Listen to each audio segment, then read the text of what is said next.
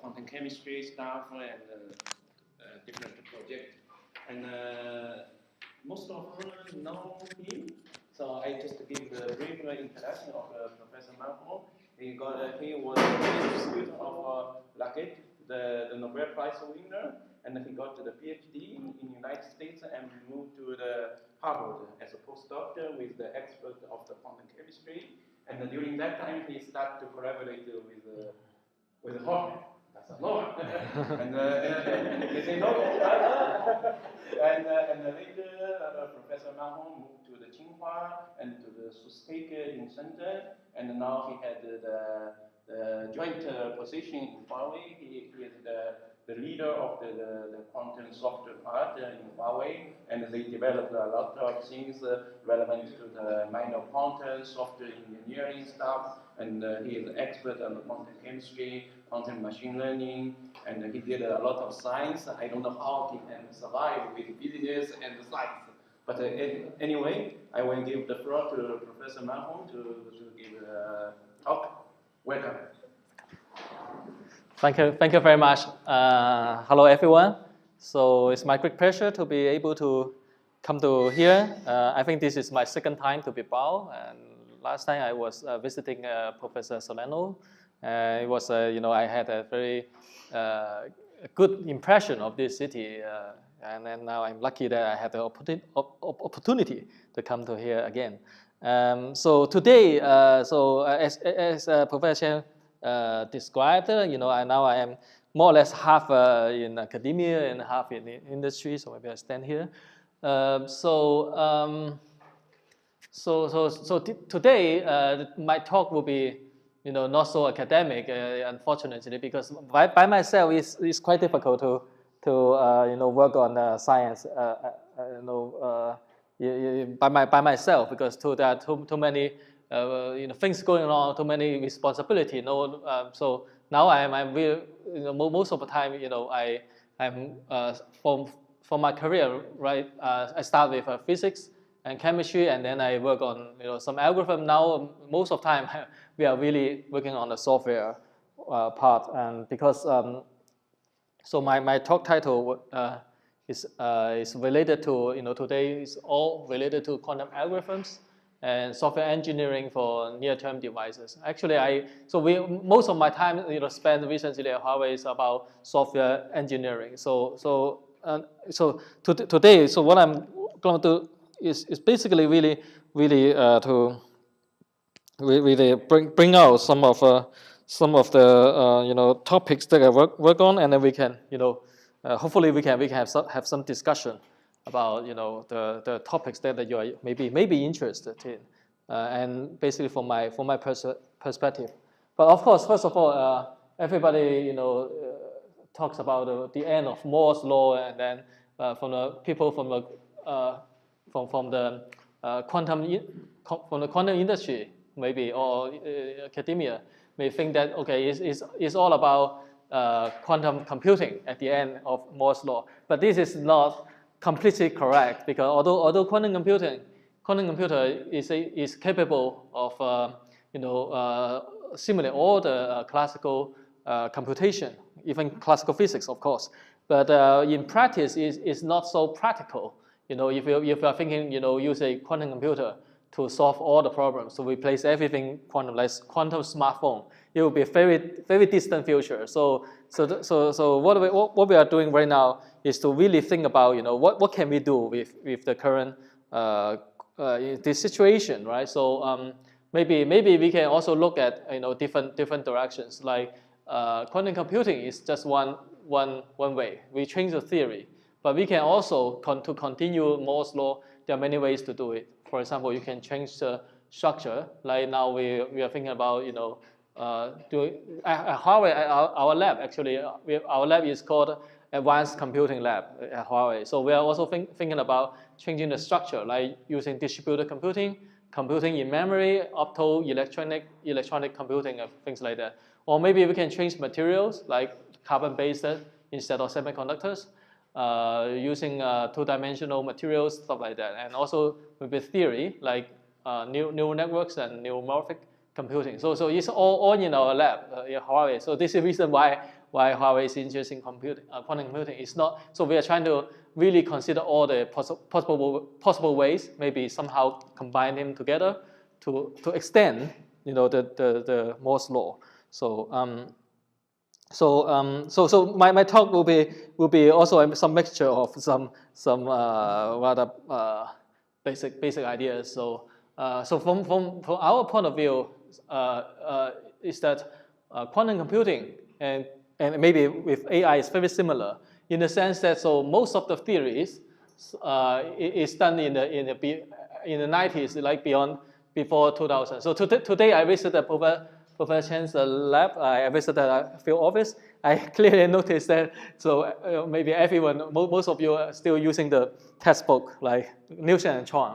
So that was the book that when we start quantum computing, like year 2000. So in some sense, of course, we get more interesting ideas, algorithms and lots of techniques like error corrections or fault tolerance. So develop, but the foundation is more or less set up like around or maybe before year 2000. So far we don't have much maybe drastic development even after that. So I think it is safe to say that after that we start entering this quantum engineering. So maybe by the so now I'm getting older, so I can talk about a little bit about history. So maybe D-Wave is kind of the very controversial at the time. So in like 2011, and he was like they were announced like the first quantum computer. By that time was very controversial. So now sometimes so when I look at this D-Wave's website, sometimes they still call themselves quantum computer, but some in papers they call their device quantum annular. So it's in a kind of switching. So but then so IBM actually did significant work in 2016. But really, what really quantum computing really took off was like by Google. I think by that time Google already basically recruit the team from Santa Barbara, John Martini's group. Basically, the whole group joined Google, and then at 2018 they released like 72 qubits. It's called Bitsulcon. Of course, this structure was not used anymore, and now they're using this so-called Sycamore and claim the quantum supremacy. And like a couple of days ago, they already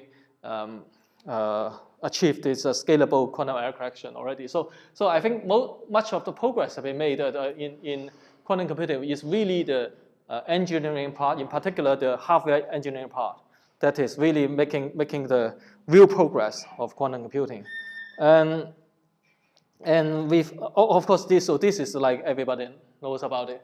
And also of course I also want to talk about a little bit about history. So for quantum computing, the hardware development is really fast and really uncertain. So by that time, I think when I was a postdoc and we met with Jorge, and by that time we were thinking about trapped ions would be the future by that time.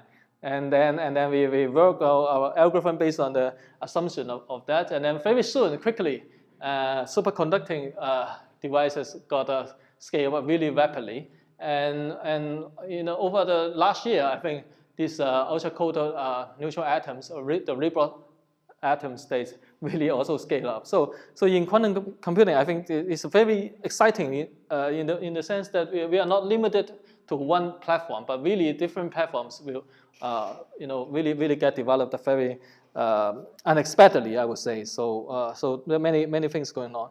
But of course, so now these numbers are really changing and really we shouldn't. I think the point is that we shouldn't compare all platforms just by the numbers like gate fidelity. And I think they may be useful for different types of simulations or computation. For example, neutral atoms maybe they are good at optimization problems because the natural interaction is very good for it. So so we will see. So there are many companies also, very diversified. Each of the directions you got some company. Maybe also there are many more, of course, like also in Spain as well. So what can we do? I mean, so one way so over the couple years is like we also interested in understanding whether how much we can simulate this type of device, because I think in the near future, it's not all about hardware. We should also consider software. So this is the reason why. So from Huawei, my team is responsible for building up really the software platform, and we are trying to build a very good simulator. So the one thing we did over in the past is that so we were trying to take this Google's Sycamore circuit. Of course, so this was the first experiment, and then Jianwei Pan's group in China also repeated the experiment with better scale, sizable qubits. And in the beginning, also Alibaba was trying to simulate it, but now Alibaba is not working on this direction anymore, I think. So later, so for simulators, so later this NVIDIA also tried to simulate it, and so but really what recently the Chinese team is gaining more momentum. Like this one is from using the Sunway supercomputer, the Chinese team from I think from Zhejiang Lab won the Golden Nobel Prize. Okay, Golden Bell Prize. Sorry, it's a big mistake. So in 2011. Okay. So and then later, so we also keep trying to simulate it to a better results. So okay, the short story is that right now this so Google's quantum supremacy claim in 2019 is no longer valid. We think, although it's still very difficult to simulate, but I think so. Currently, the Chinese group from USTC, the record is really difficult to break. So I think so. Quantum supremacy is still valid, but not the 2019 record, but really the more recent record, because we already checked many all the results, and we found that this is our progress. Sorry, so it's rather in depth. But anyway, so let's go to something maybe more useful, because quantum supremacy is just it's a game, because it's not doing anything useful. But so maybe in future, our quantum computer can be used. So if you want to really solve practical problems, you need to think about how to really make good use of these quantum devices. So of course, like a couple of days ago, we already saw the like companies like Google and IBM, and they are really aiming. We can see that their roadmap, right? They are really aiming at a general universal quantum computer. But I think so. What is perhaps would be more interesting, I mean, for the other people, right? Like instead of waiting for universal quantum computer, and then I think what is perhaps also maybe even more interesting is to think about, can we do something to get some significant speed up over classical computing? Just using the current noisy, with like 100 and 1,000 qubits to do some computation. So this is like the idea of variational quantum computer. So instead of applying each gate individually, so we are trying to really really perform some variational parameters. Hopefully we can shorten the circuit depth, and then we can also gain some really quantum advantage. Okay, so if you look at the idea of these variational algorithms nowadays is quite popular. This is really quite close to what's been doing in the classical machine learning, right? So for classical machine learning, you have some input, you build a model, and then you have a neural network, and then you just repeatedly optimize your network so that you can do good prediction like ChatGPT, right? Something like that. So now the question is, can we do something similar with quantum computer? An easy way to do it is really, is really the most straightforward way to do it is really to consider this quantum circuit as a kind of a neural network.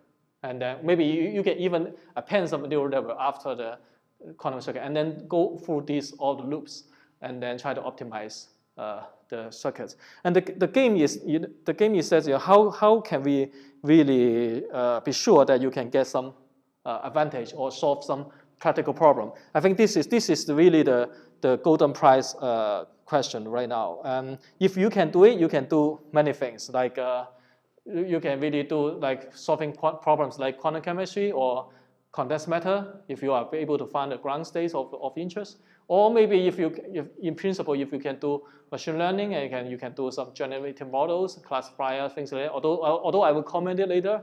And perhaps what is really interesting from my personal perspective is really to solve certain combinatorial optimization problems. Because currently, so for variational quantum eigensolver like this, so if you want to solve like finding the ground states, then you need to have a fairly good superposition of state. You need to maintain the coherence, etc. And for molecular structures, you even need to reach the chemical accuracy. So it's quite challenging. So I think for combinatorial optimization problem it's easier because you just need to so you do the measurement at the end, and then you get a good bit string, and then you can check the answer immediately. So this is a very attractive directions. But maybe I just go through each of these area one by one, just for the benefit of discussion. So of course, quantum machine learning has been a very popular area, and from the Wikipedia page, in principle, it's a really a bad habit of a quantum scientist. Right? They want to generalize everything. Everything is within the framework of quantum machine learning, and including the classical one, they just call it classical. And then another way is to think about it is like QQ, where everything is quantum. Of course, in principle, I think the QQ is a promising to get some advantage. But the problem is that you don't have application. So what can you do? If you directly use quantum bits to store the data directly because quantum at the moment is not good at storing data. So this direction, in principle, you can really gain some quantum speed up. But again, there's no practical applications. You can publish some papers with it, but other than that, it's really difficult to find applications. So now we are leaving two options. So one is called CQ and QC. So no one remembers what they are. So one of them is like quantum data and classical algorithm and another. So I create a name, or maybe I just follow the convention. Nowadays, it's like very hot topics called AI for science. And of course, there's opposite way to do it is the science for AI. So therefore, I create a name called AI for quantum or quantum for AI. So in this way, we can really can figure out what's going on. So AI for quantum seems to be more promising than the opposite, because AI has been really developing really rapidly. In particular, in reinforcement learning, like black box optimization. There are many problems in quantum computing. Like, I mean, if you go all the way down to the hardware level, you find that you have so many things you need to optimize to make the quantum hardware work. And also for the algorithm levels, maybe we can use some quantum AI algorithm to help us design the algorithms. But the opposite side is kind of challenging. And for quantum for AI will be using a quantum device or quantum computer to solve AI problem. So this is really, it will be a gym, right? So we do have such kind of algorithm like quantum SVM, quantum PCA, and then you got all the similar names that you can, it's quite easy to convert classical algorithms to quantum algorithms. But you need a general general purpose quantum computer or with error correction available. So this is really difficult because, so if you think about it, machine learning is all about big data, right? So it's like analyzing big data. So if you don't have big data, then you cannot do good AI. So but I think in a very long time, for a very long time, it's very difficult to store data into quantum bits. So I think quantum machine learning, in particular, this quantum for AI is really a gem. So it's very difficult to achieve in the near future. And so I have already covered this, so maybe I just skip. So there are several examples that you can check, and I will just give it. Okay, so let's talk about chemistry. So the perspective of using these noisy NISQ chips to do quantum chemistry. So this will be I think one of the earliest works on this type of problem. So this loop is kind of a very classic in the sense that many people cite this paper and use this graph. So in the beginning, we are thinking when we drew this graph, we are thinking about we can use a quantum chips instead of single chip. We can use many chips because if you look at the Hamiltonian of the problem, you have many terms. So maybe we can use many chips to calculate each term, but with the single quantum state, and then we can parallelize the calculations and then add them up and then do some classical feedback loop. But by the time we have no idea what exactly is. It's just like a framework. And so with that, so we implemented this experiment with different platforms already. And so in the beginning, it looks promising, But I should say, being one of the inventors of it, so there are many difficulties or many caveats. So when you especially implement this as answers. So first of all, maybe in the beginning that the physics community didn't know much about quantum chemistry. So maybe I use Blackboard to show that. So usually when you simulate a molecule, so this will be your distance, and this will be your energy curve. So usually what you want to get is to change each distance. You calculate energy and try to minimize and get the same curve. But usually, but experimentally, usually the initial state is reasonably good. So usually you start with Hartree-Fock as the initial state.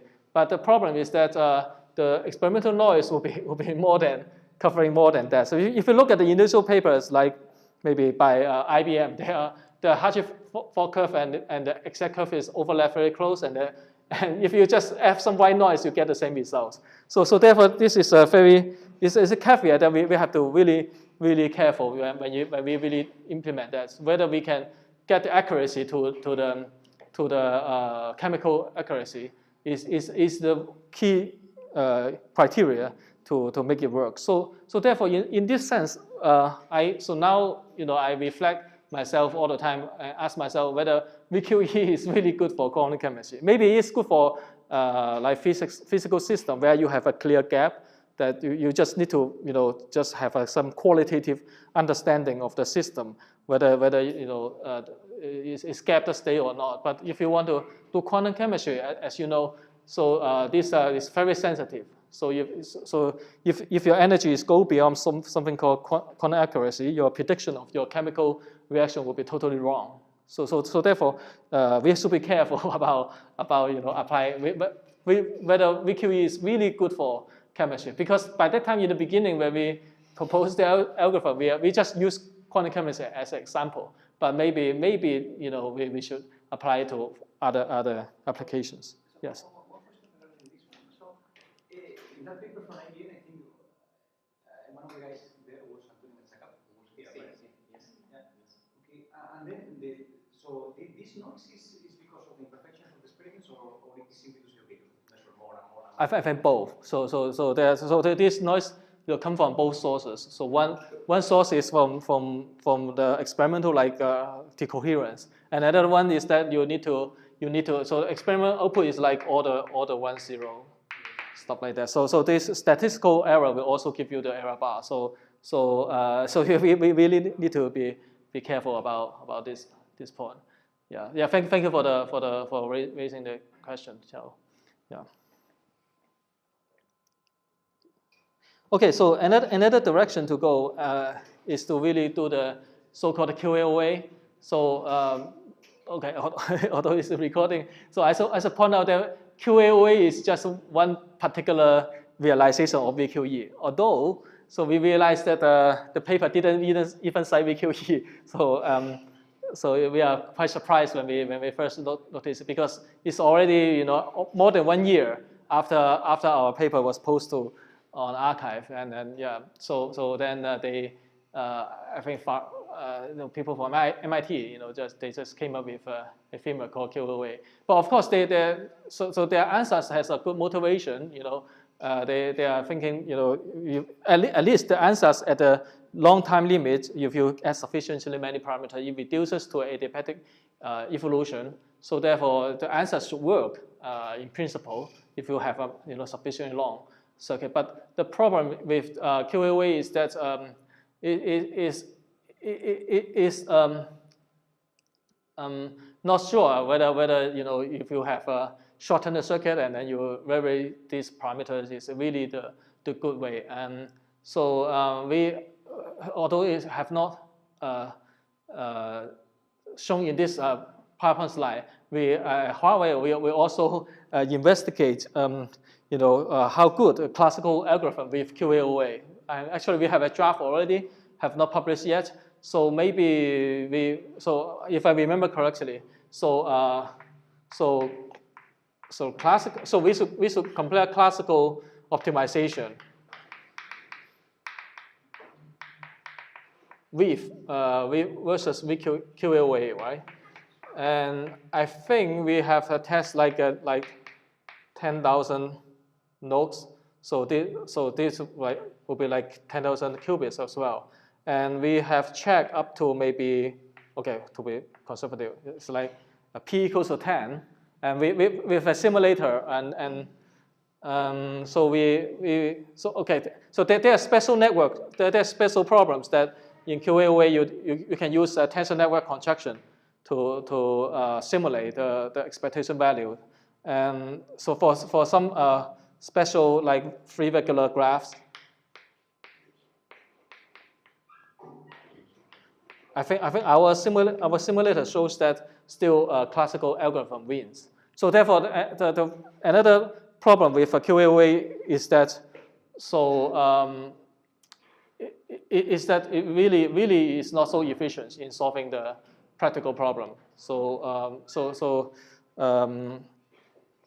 maybe although I think combinatorial problem is a good way to go with NISQ devices. But the problem is that I think the QAOA answers may not be the optimal answers that we want to choose. And in fact, another way to think about it is to really rethink about this graph. Okay, so sorry, my PowerPoint slides are not prepared for the really key points that I want to deliver. So I want to mention that if we really want to solve problems related to combinatorial problems, I think this loop is too simple. It's too simple. So basically, you just use your calculations mostly. So maybe I will express myself with this. So this is like the classical, and this is the quantum, and you really use only a little bit classical, but most of them quantum. Okay.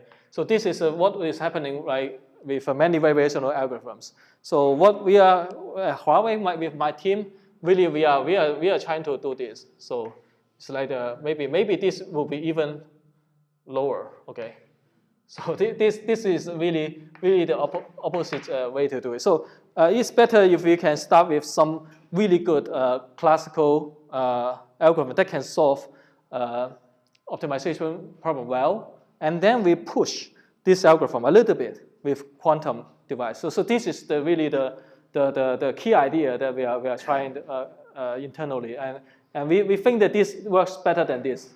So you can but yeah. So this is really the thing we should think about. But of course, as a student, it's a nightmare because you need to learn a lot, classical before you can do quantum. But from our experience, I think we waste too much time on something like this here. I think we should start something like this here, and I can tell you this is really some way to go. Okay, so much for this, and I will So hopefully we will publish some papers, explain to you, what I mean by this one. Okay, so stay tuned. Okay. So with the rest of my time, I would like to introduce really the key output. I've been working at Huawei because I have spent much time academia publishing papers over and over again. But I think what would be even more useful is to really build up the software platform for everybody. So like what I mentioned in the beginning, I think now is the age of engineering. So hardware engineering is very clear. So big companies been doing it very well. But for software engineering, I think is something that is not so emphasized enough because it's very difficult to describe how much progress we have done in software. But if you think about it, so in classical world, everybody is doing software. So very few people really work on hardware, right? So only like Intel, right? So you go to the foundry and then you really work on this hardware. I think in the future it's the same. So if we really have a good industry, good ecosystem in quantum computing, it's about software for most of the people, most of the students in particular. So therefore, so our software platform is called Mindspore Quantum. So Mindspore is a open source platform for AI. So for Huawei is one of the major contributor or innovator for Mindspore. So it's like in China mostly. So I think it's the second. So the most popular one is Petal Quantum in China. So this is second, but it's catching up. So because Petal Quantum has a long time. Now China, so this is catching on really fast. So because in the beginning I mentioned that AI for quantum may be more practical to go. So therefore, we integrate with Mindspore with our quantum solution. So if you have a overview look of what is happening in quantum industry or as a quantum computer, what should you expect? And most of people actually look at only this corner.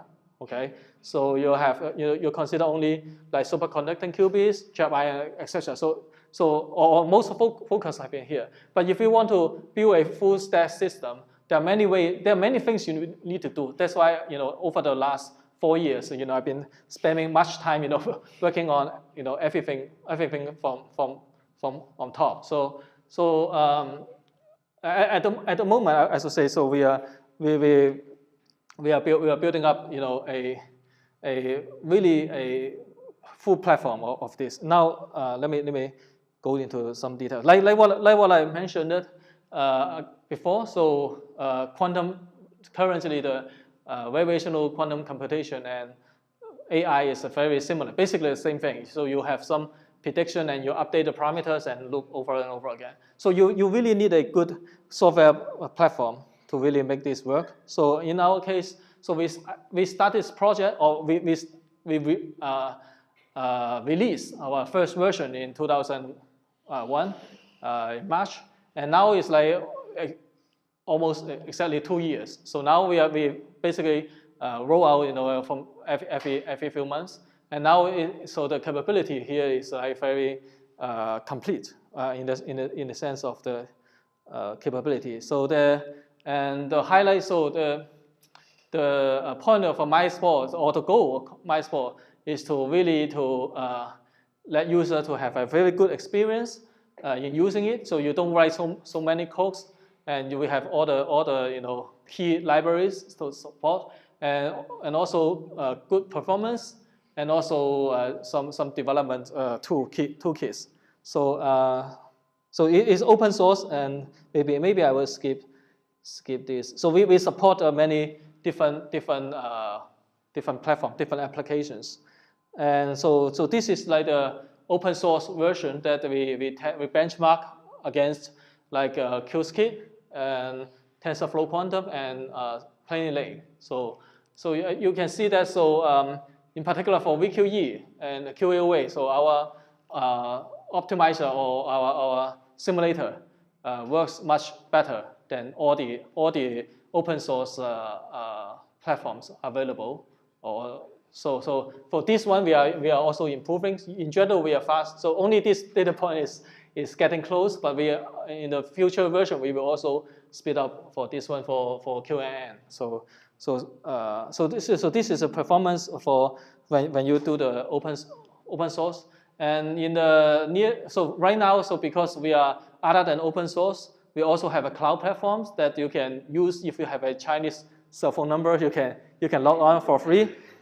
So you register it, and yeah, and so because our performance is MyQuantum is very fast, and then some people may just copy our platform. So we say, okay, so we stop at some point.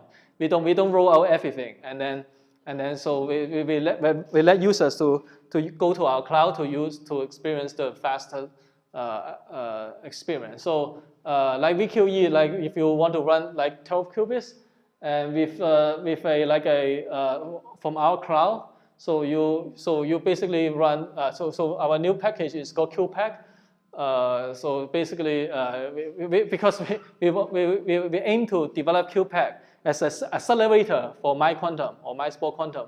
So this pack will really bring you to a next level. So if you look at the open source version, so if you run MyQuantum with your laptop, it will take like roughly 40 seconds. If you use Baidu's version, it takes 3 minutes.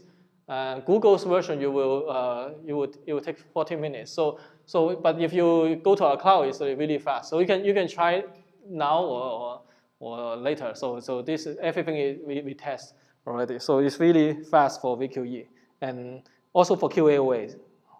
Okay, so you can try it. So I of course, in terms of time, it's only 2 years old. So there are many things to do. So we welcome you to give us some feedback when you try to get some problem with it. And so the remaining parts, I just explained that we have many tutorials and education we have have done over the last few years, and and also we publish some papers with our software, and then we will be sure that it's good for many applications. And so we produce many papers, recent papers. They may use Qiskit, and then if you go to our website, and then you can. So there are many papers you can try, and then we produce the key results of this paper using MyQuantum, because we just make sure that it's widely applicable to a different place. And also the cloud platform that I mentioned, you can use it for free, and there's also but you can also pay. I mean, so if you want to really use high performance, like 60 cores, and then and GPU stuff like that, you can even use a so-called MyModel. But it's a paid service. You only use it when you need it. Okay, so more or less this is like our cloud service, and then some sort of a collaboration. So it's always welcome. So maybe my talk is a little bit short, and yeah. So this is pretty much what I want to say. Maybe the remaining time we can have some discussion will be more useful, because PowerPoint slides is not. I cannot cover everything. So feel free to ask questions. Thank you very much.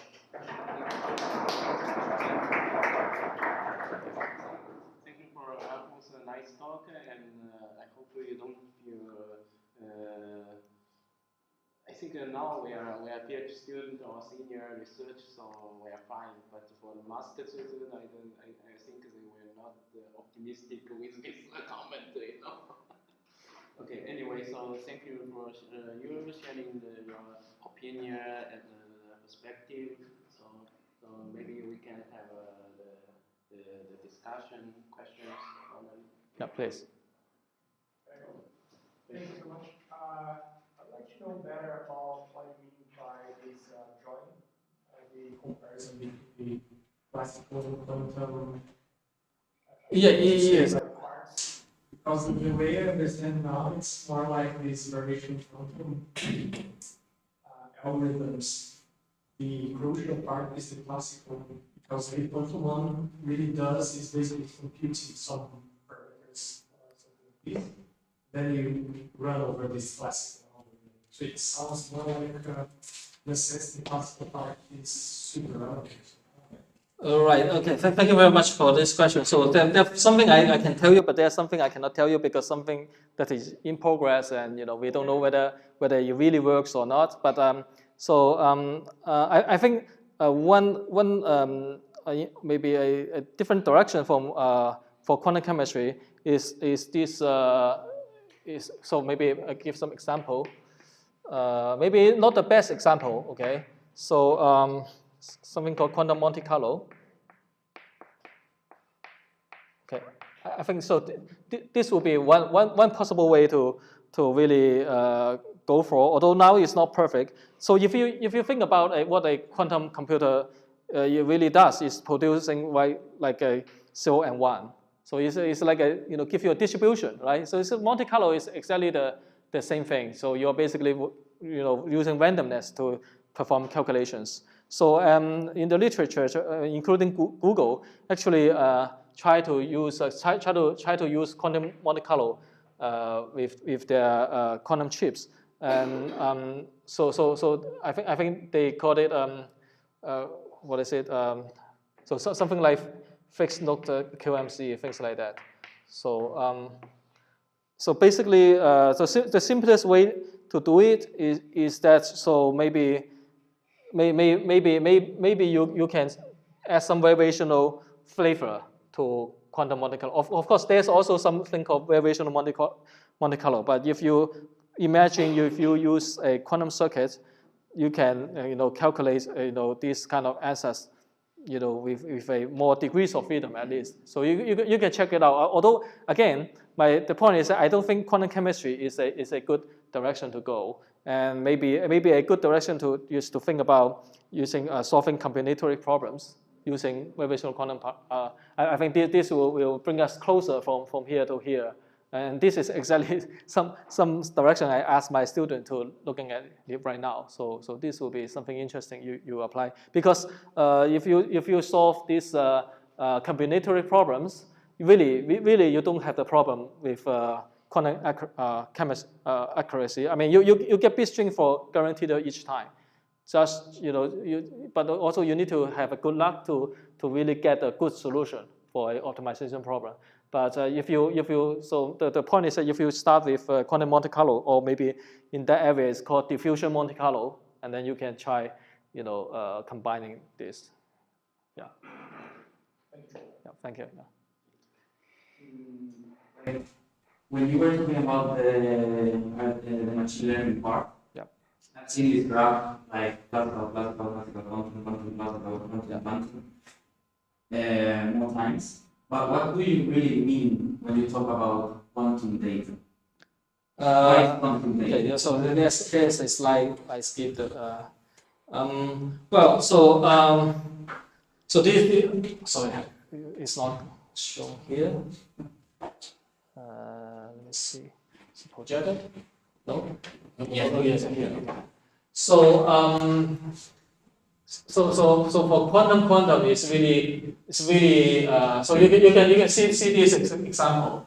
So usually what you so maybe over on this side. So what you really try to do is to use a quantum bit in the beginning instead of classical bit, and then you would send this classical quantum bits to some, maybe apply some external field that you can encode the environment. Maybe you can imagine this is like a quantum sensing, and then you send through it, and then so the qubit after interacting with environment, you will apply. Let me see what this diagram is. So, but in general, it's like you can apply a quantum neural network. So maybe you apply many common gates, and then you will repeatedly optimizing the parameters, and then you can even do something called quantum kernel, and then to train the model, and then at the end you will use the projective measurement to get the results out, and then make some predictions. So it is seems to be very illustrative. But the idea is that in general, what you want to do with quantum machine learning, you will imagine you will need to encode this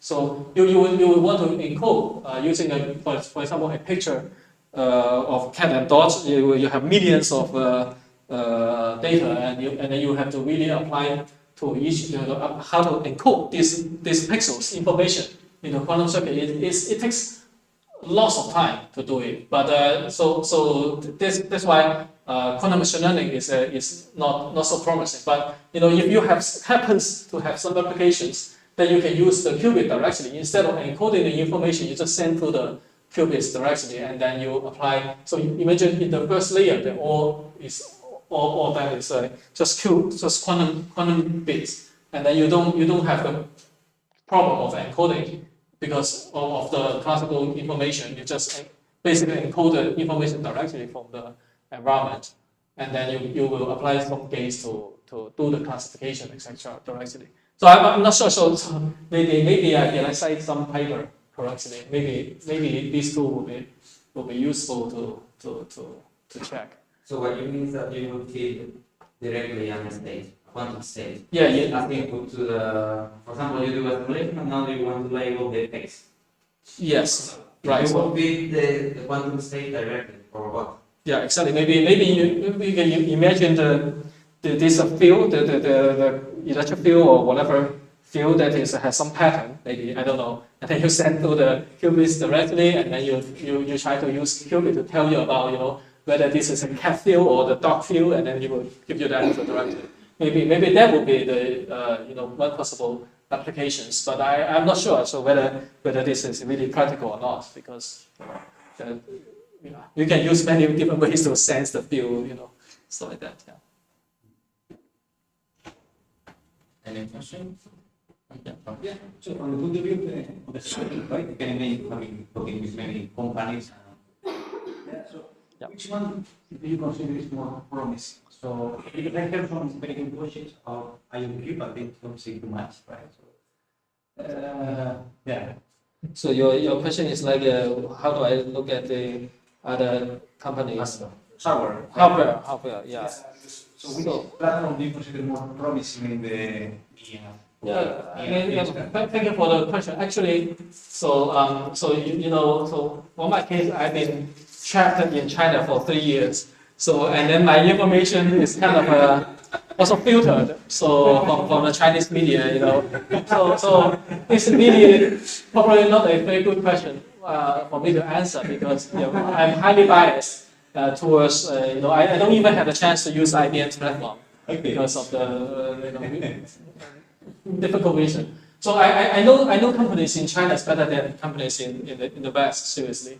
But so let me so then I will answer this question in two forms. So the first is like a global kind of like a global question related to quantum companies. Is who are the customers? So that is the very important question. So in order for the companies to go well, you need to find new customers and who really have a practical problem to solve, instead of just hoping to have a kind of I think so. My experience in China is like some banks or other companies, they really want to they will give you like 1 million, 2 million project to do some research, because they are afraid of being left behind.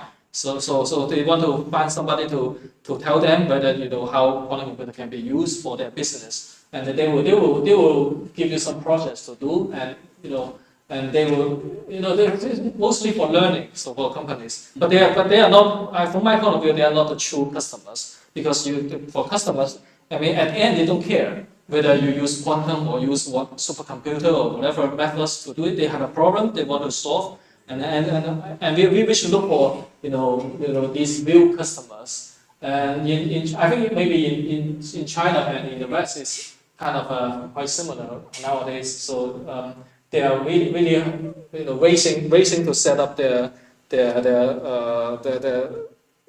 hardware mostly. I think that so now I don't know. So for big companies like I don't know, for Google, I mean it's natural because they're big research lab already existing. They just choose for future. But for startup companies, if quantum is really the main business, then it will be quite dangerous. Also true in China as well for startup companies. So well, I wish them good luck. So my dream would be like for quantum, it will be similar to AI. So at some point you have something like ChatGPT kind of breakthroughs that we can have a kind of sudden scale up, and that will be perfect. So from my personal perspective, so I'm a theorist, and so what I can do is to build a soft platform available for people to really come up with this drastic application so that we can maybe some optimization problem you can use this to do it. So I don't think it's really the golden time for quantum computing. Maybe if you saw this what is it called, the hype cycle. So this will be like this. So this is the time. So quantum computing will be somewhere here. So it's like either rolling down or grow up. Hopefully we will still go up with some like killer application like ChatGPT type of ideas. So we are what I told my students and even the companies, like we are really, the field is fine, except that we need to have a really very clever way to really use the quantum chips. So this is the reason why we are do all of stuff here right now. And related to that, and with the software,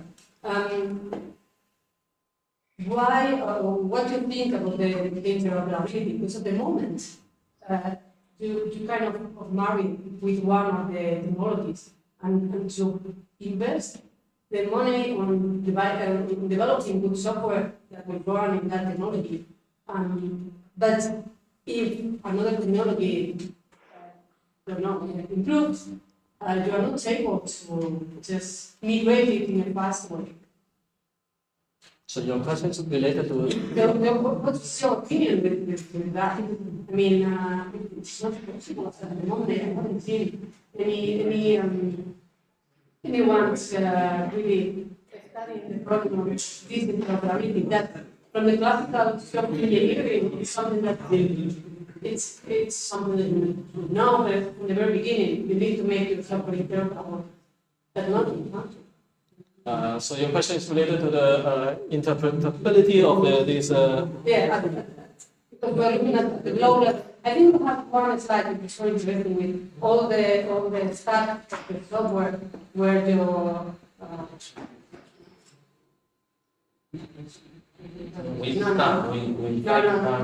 Yeah, right. So everyone is looking at the down part, but when you want to do your application, for pharmacy, AI, material simulation, to invest a lot of time, a lot of money doing your right software, but somehow you have to choose one of the technologies.